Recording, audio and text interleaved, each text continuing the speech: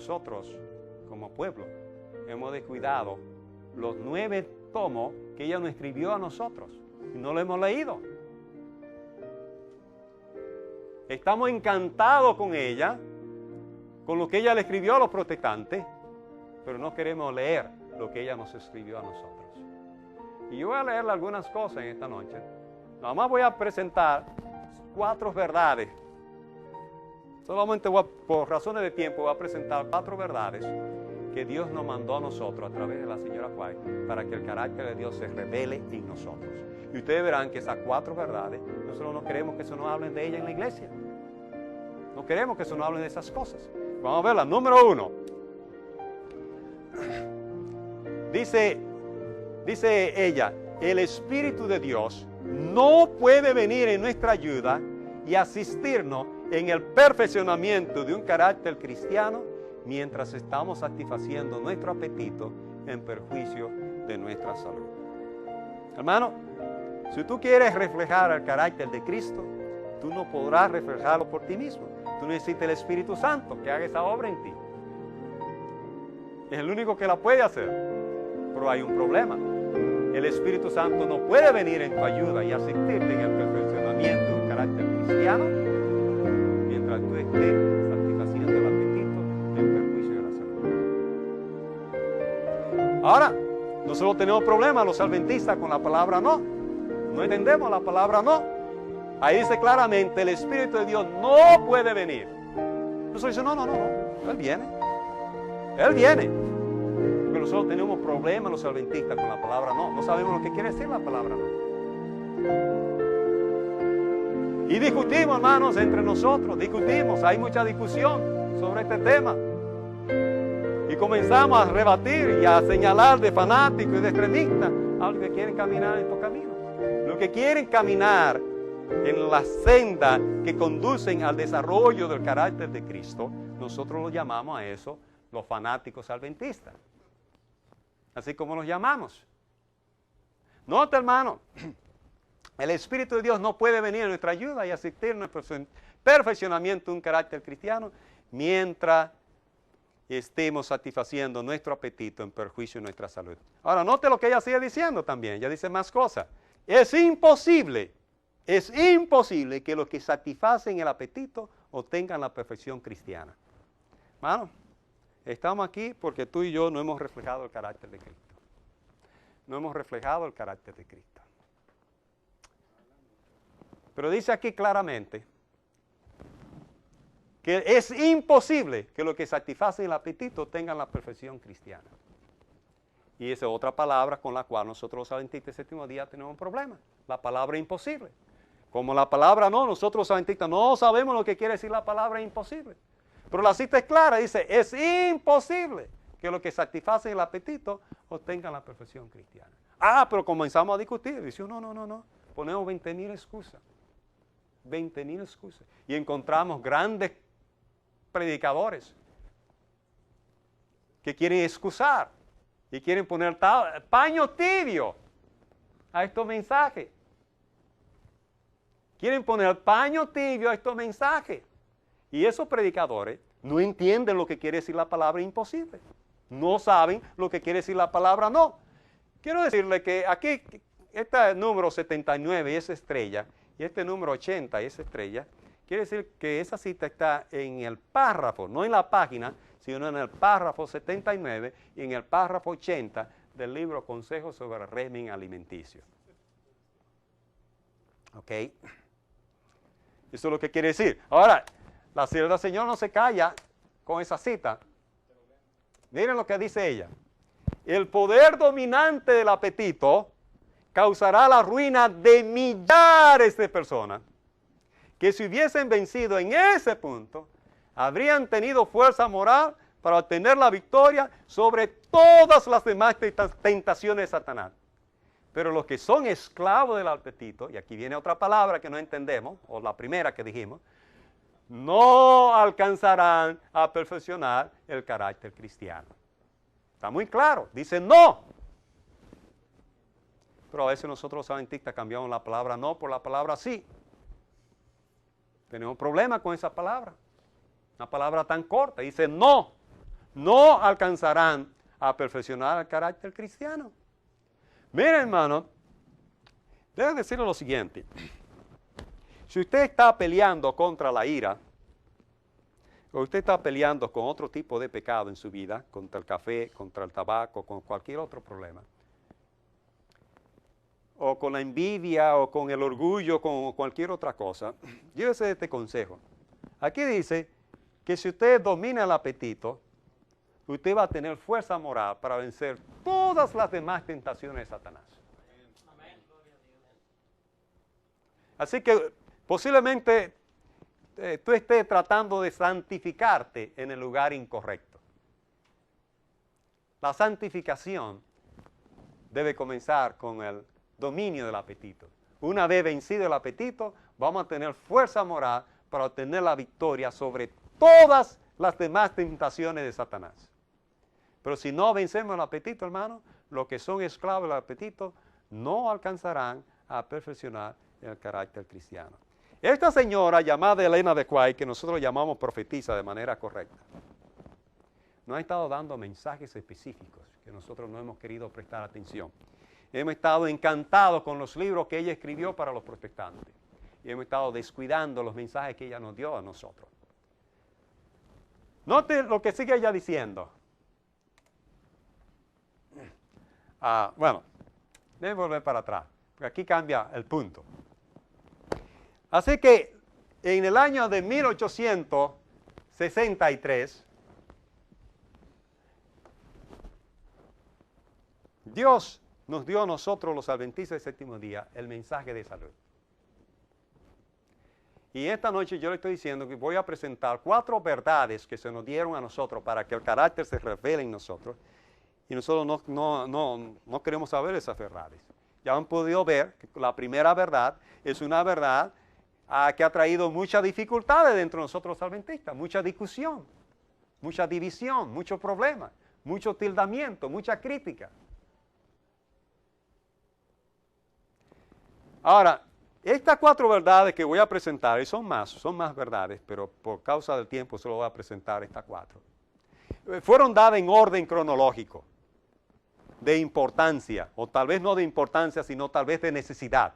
Si usted quiere comenzar a caminar en los caminos de Dios, la primera verdad que usted tiene que introducir en su vida es la verdad del mensaje pro salud. Esa es la primera verdad que usted debe introducir. La segunda verdad, hermano, y esta es bien dura, y aquí hay muchos problemas y mucha discusión, pero note lo que dice aquí. 4 años después de que a nosotros se nos dio el mensaje pro salud, a nosotros llegó otro mensaje. Y este mensaje fue una guerra. Si la salud ha sido una guerra, esta guerra es mayor. Lo único que esta guerra, los opositores de esta guerra, en cierto sentido, ganaron la guerra y ya casi muy pocas personas hablan sobre esta guerra. Porque los opositores ganaron esta guerra. Note aquí. En el año 1867 a nosotros se nos dio, como adventistas del séptimo día, una manera de vestir.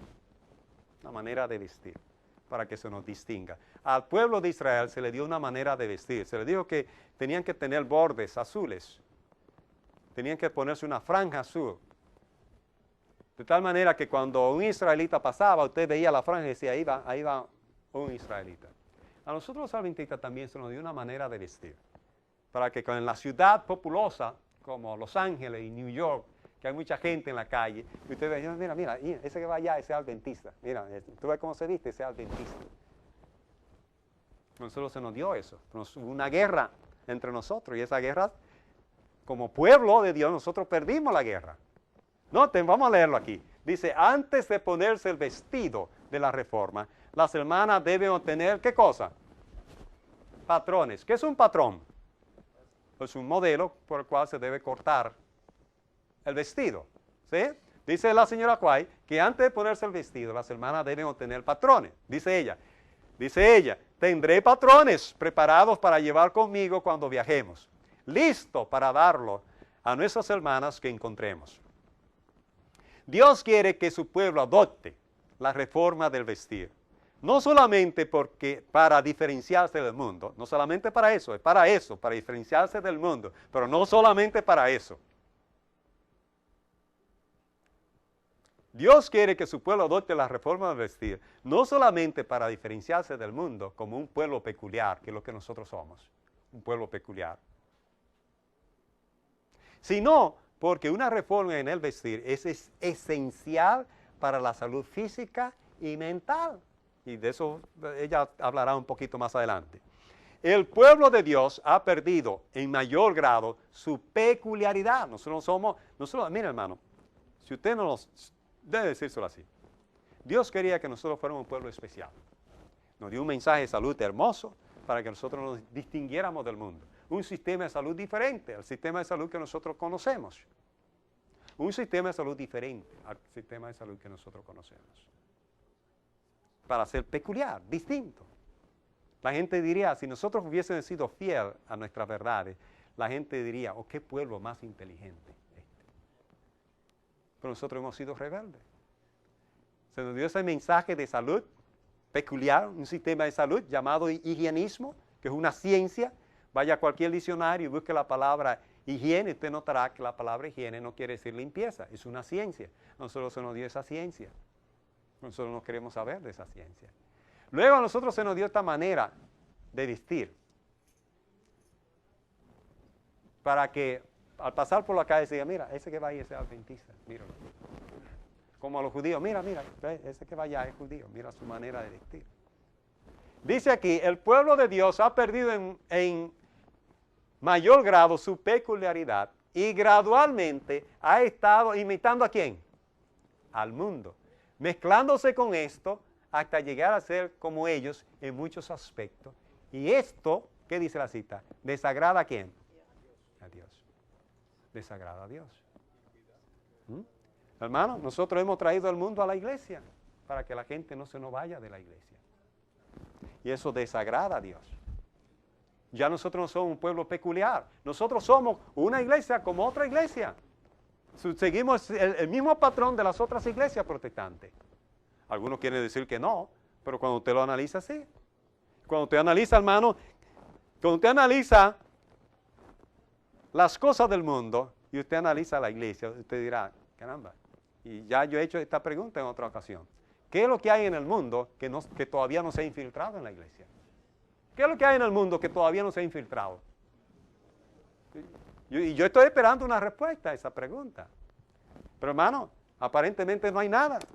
Sigue diciendo aquí, nadie necesita temer que yo haga de la reforma del vestir uno de mis principales temas a medida que viajamos de lugar en lugar.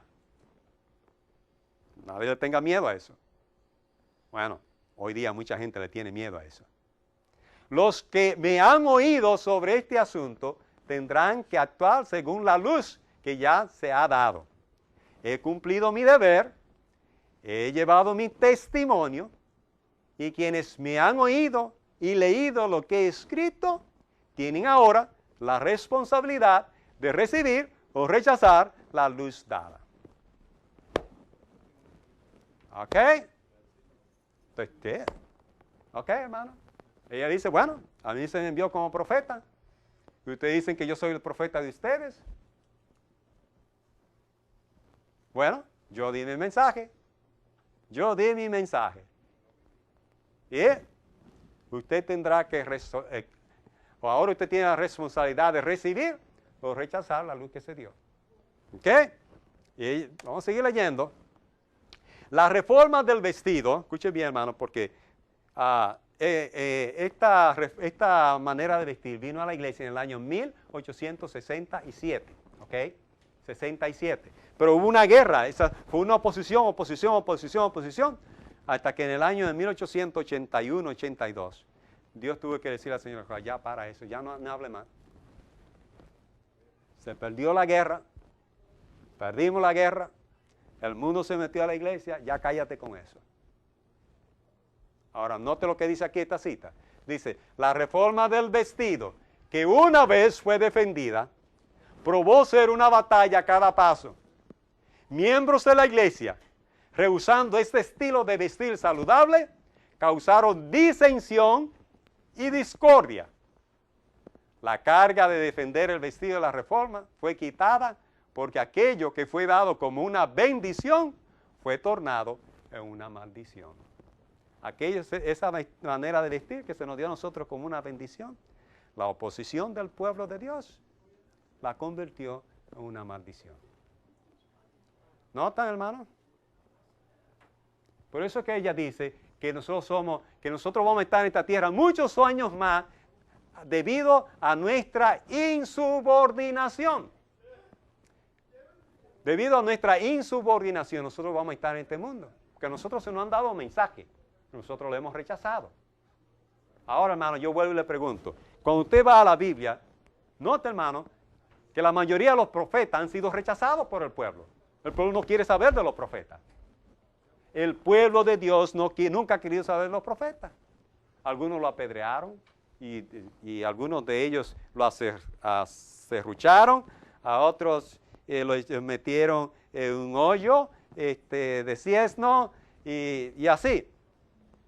Bueno, la señora White fue dichosa porque vivió 87 años, pero nunca nosotros hicimos caso. Y yo voy a repetir esto, hermano, yo voy a decir, nosotros adventistas nunca hemos creído en la señora White. Eso es una mentira. Nosotros nunca hemos creído en ella.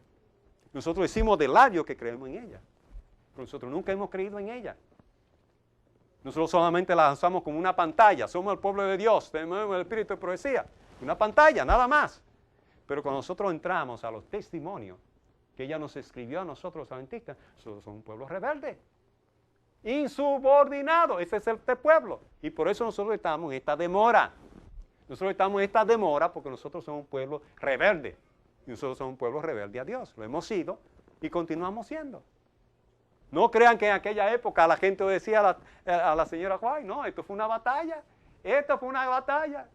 Y se perdió la batalla. Yo tuve que decirle, cállate ya con eso, ya no lo menciones más.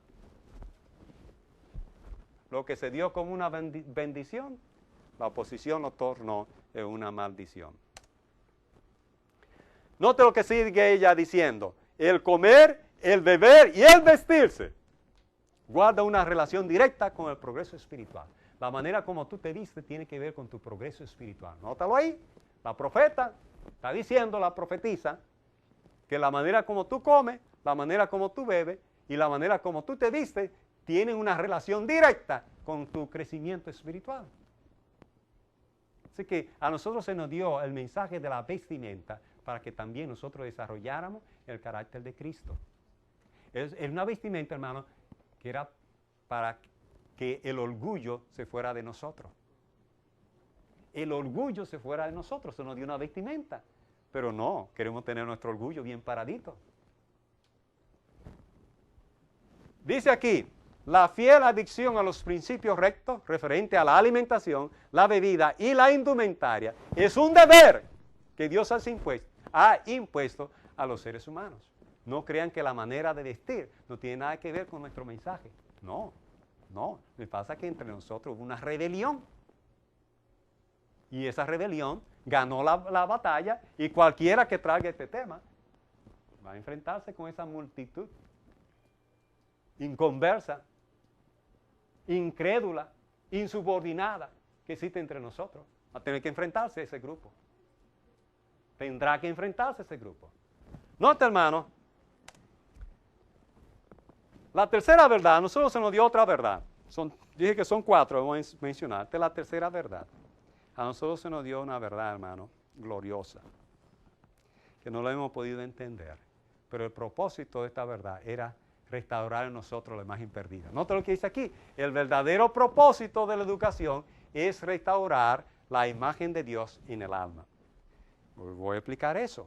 Te dirá, bueno, ¿cómo es que la educación va a traer la imagen de Dios a nuestras vidas? Bueno, hermano, a nosotros se nos dio un sistema educativo diferente al sistema educativo del mundo. El sistema educativo del mundo prepara para el mundo, prepara para las universidades del mundo. Pero a nosotros se nos dio un sistema educativo diferente. A nosotros se nos dio un sistema educativo diferente. Si el sistema educativo debe traer a nosotros el carácter de Dios, se supone que el sistema educativo de nosotros tiene que tener un currículum diferente al currículum del mundo. Pero nosotros, como hemos traído al mundo a la iglesia, para que la gente no se nos vaya de la iglesia, agarramos el currículum del mundo, lo hemos traído a la iglesia, le hemos asignado un maestro cristiano, lo metimos en un edificio de la iglesia y decimos, educación cristiana, y alabamos la educación cristiana.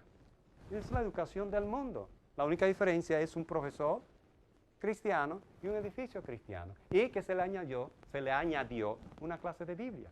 Pero ese sistema, ese currículum, no prepara para reflejar el carácter de Cristo. En otra ocasión vamos a hablar del tema de la educación, porque es un tema muy largo y muy amplio. Pero hermano, note el año 1872. Vamos a repasar. En el año 1863 llegó el mensaje a nosotros adventistas de la Reforma Pro Salud. 4 años después nos llegó a nosotros el mensaje de la vestimenta. 5 años después nos llegó a nosotros el mensaje de la verdadera ciencia de la educación, así como ella la llama. Nosotros le llamamos educación cristiana, la señora Juárez le llama la verdadera ciencia de la educación. Si ella la llama la verdadera ciencia de la educación, es porque hay una falsa ciencia de la educación. ¿Ok? Y como le decía, hermano, no podemos coger el currículum del mundo, traerlo a la iglesia, poner a un profesor cristiano a enseñar el currículum del mundo, añadirle a ese currículum una clase de Biblia, meterlo en un edificio de la iglesia y decir que eso es educación cristiana. No es educación cristiana. Bueno, sí, porque ahora todo es cristiano. Hay rock and roll cristiano, hay norteña cristiano, hay balada cristiana. ¿Qué es lo que no hay? Usted nada más tiene que poner la palabra cristiano y ya lo bautizó. Ya lo bautizó. Sí, hay bachata cristiana también. ¿Y qué más? Regatón cristiano y todas esas cosas. ¿Son cristianos? No, no son cristianos. Sí, todo eso, ¿verdad?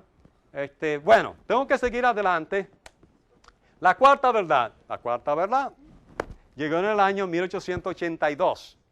Ya dije, vamos a repasar. La salud llegó en el 63. 4 años después, en el 67, llegó el mensaje de la vestimenta. 5 años después, llegó el mensaje de la verdadera ciencia de educación. Y 10 años después, llegó el asunto de los puestos de avanzada. ¿Por qué duró 10 años esa verdad en llegar? ¿Saben por qué, hermano? Porque Dios se fue forzado a darla después de 10 años, porque nosotros no aceptamos las 3 primeras. Y eso es Dios forzado, porque el año 1888 estaba llegando. Estaba llegando, en 1888 estaba llegando. Dios se fue forzado. ¡Bum! Dios, dame este mensaje al pueblo. Pueblo duro y rebelde. Pueblo duro y rebelde, que no hace caso a los profetas. Mira, hermano. Déjenme decir lo siguiente, hermano. Y no voy a abundar mucho en esto porque no quiero entrar en este tema. Pero déjenme decir lo siguiente. La iglesia adventista del séptimo día nunca ha sido Babilonia, nunca. Y la iglesia adventista del séptimo día nunca va a ser Babilonia. Lo que dicen que la iglesia adventista de Babilonia está equivocado en el mapa con una diferencia de 500 kilómetros. Escuche bien. Cuando la nación de Israel se olvidaba de Jehová y se iba a adorar a otros dioses, Dios no envió a ningún profeta a decir que la nación de Israel era Babilonia. A Israel nunca se le llama Babilonia. Israel hizo muchas cosas malas. Muchas cosas malas hizo, pero nunca se le llamó Babilonia. Nunca. Yo no quiero entrar en más detalle, como dije, sobre qué es lo que es Babilonia. Pero debo decirle lo siguiente. La iglesia adventista puede abandonar el sábado, puede abandonar el estado de los muertos, puede abandonar el santuario, puede abandonar todo. Y eso no la convierte a ella en Babilonia. La iglesia adventista es el pueblo de Dios. La iglesia adventista no está representada por Babilonia. La iglesia adventista está representada por Jerusalén. Y Jerusalén es quien apedrea a los profetas. ¿Cuántas veces quise juntar a tu polluelo debajo de mis alas y no quisiste? ¿Cuántas veces? ¿Cuántas veces quise? 10 años después llega este mensaje. Escuchen bien. Es designio de Dios que nuestros hermanos se establezcan fuera de las ciudades. Es designio de Dios. Dios lo diseñó. No soy yo como profeta que me lo estoy inventando, dice ella. Es designio de Dios que nuestros hermanos se establezcan fuera de las ciudades. Y desde esa avanzada amonesten a las ciudades y se levanten monumentos conmemorativos para Dios. Debe haber una fuerza de influencia en las ciudades a fin de que el mensaje de amonización pueda ser escuchado. Evangelismo, página 60. Léanle algunas citas más. Hay que trabajar en las ciudades desde puestos de avanzada. ¿No serán amonestadas las ciudades? Sí, pero no por el pueblo de Dios que vive en ellas, sino mediante sus visitas realizadas para advertirlas de lo que acontecerá sobre la tierra. Hermano, las ciudades van a ser amonestadas del campo a la ciudad. Ya lo leímos aquí, página 670. Dice aquí, vendrán siervos de Dios con semblantes iluminados y resplandeciente y santa consagración y se apresurarán de lugar en lugar para proclamar el mensaje celestial. Conflicto de los siglos, página 670. Dice, vendrán siervos de Dios. Si dice que vendrán es porque no están. Vendrán siervos de Dios. Vendrán, hermano, porque no están. Y aquí dice muy claro, hay que trabajar en favor de las ciudades de ese puesto de avanzada. El mensajero de Dios dijo, ¿no serán amonestadas las ciudades? Sí, pero no por el pueblo de Dios que vive en ellas. Hermano, no sueñe, voy a decir esto con claridad, no sueñe que mientras tú estés en la ciudad, tú vas a amonestar al mundo. No te hagas la ilusión de que tú vas a amonestar al mundo viviendo en la ciudad. El mensaje de Dios es muy claro, la palabra es muy clara. Y el problema con muchos de nosotros, como he dicho, es que no entendemos la palabra no. Dice, ¿no serán amonestadas las ciudades? Dice, sí, pero no por el pueblo de Dios. El pueblo de Dios que vive en las ciudades no va a amonestar las ciudades. Está claro ahí, pero hay un problema con ahí. Hay un problema con la cita. La cita, la señora Juárez usó una palabra que nosotros no entendemos. Él usó la palabra no.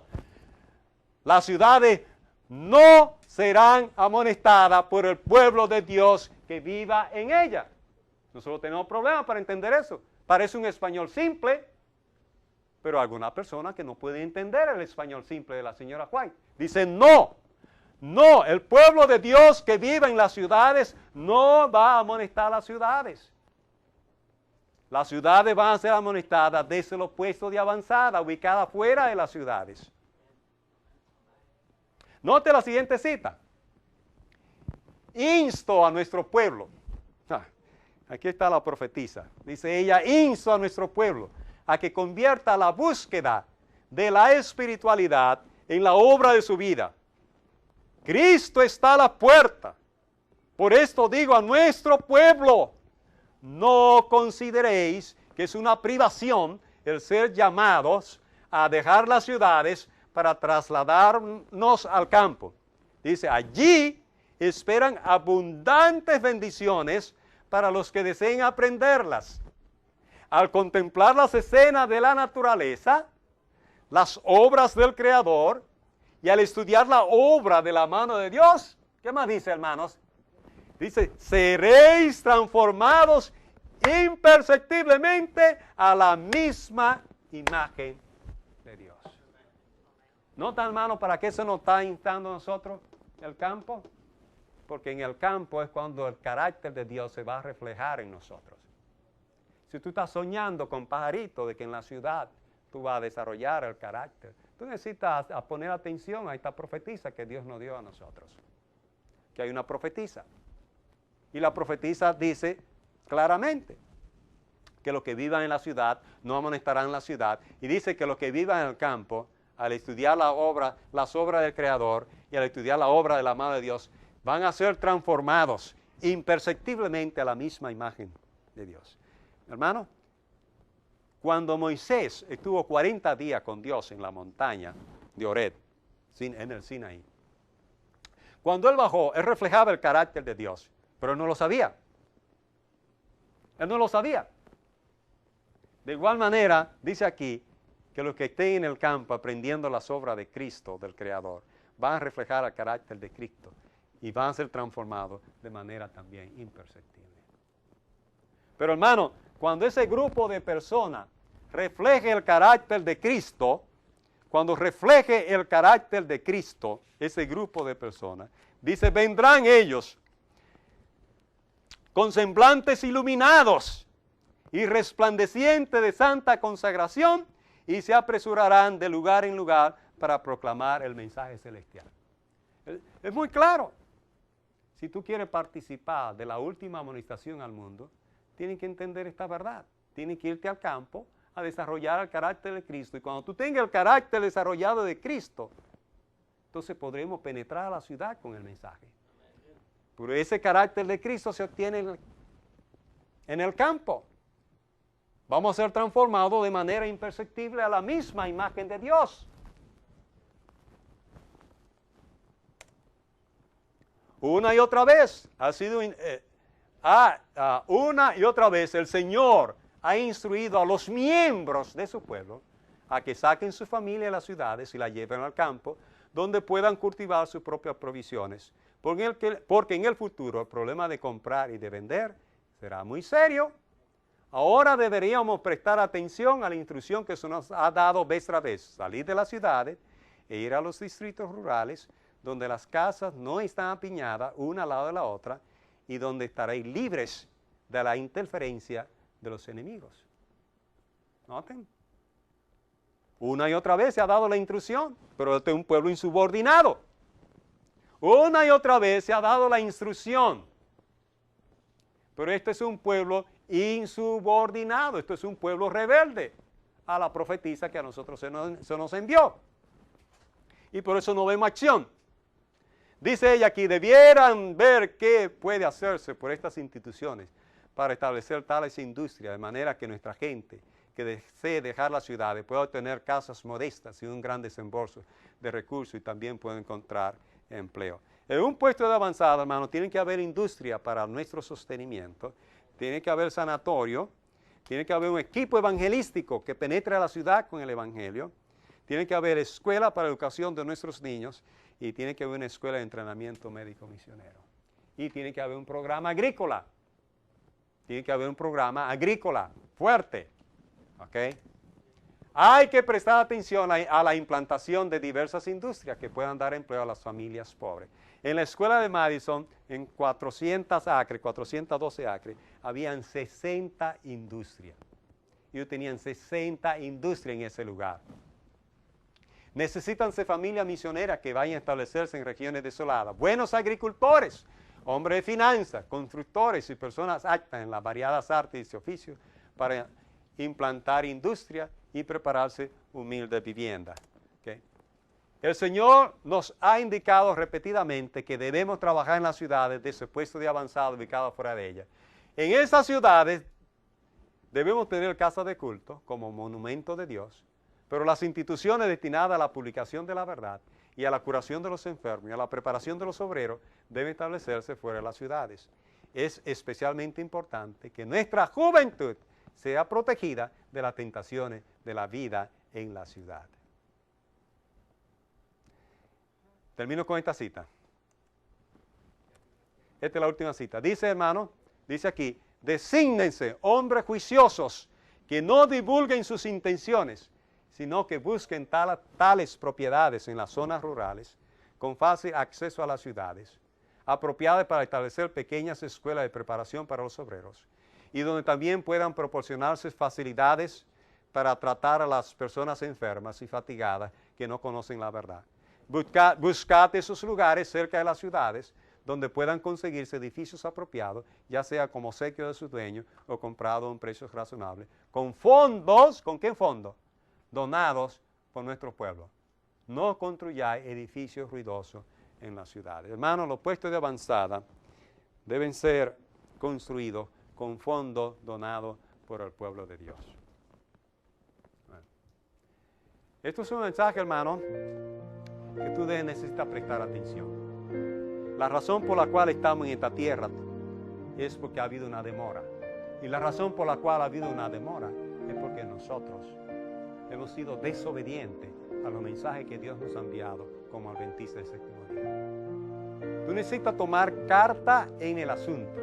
Tú necesitas, como buen adventista del séptimo día, entender estas verdades y tú, de manera personal e individual, poner estas verdades en práctica. Dejemos de criticar al que no lo hace. Dejemos de mirar al que no lo hace. Y vamos tú y yo, vamos a unirnos y vamos a poner en marcha los planes de Dios. Dios te bendiga, Dios te guarde, Dios haga resplandecer su rostro sobre ti y tenga de ti misericordia.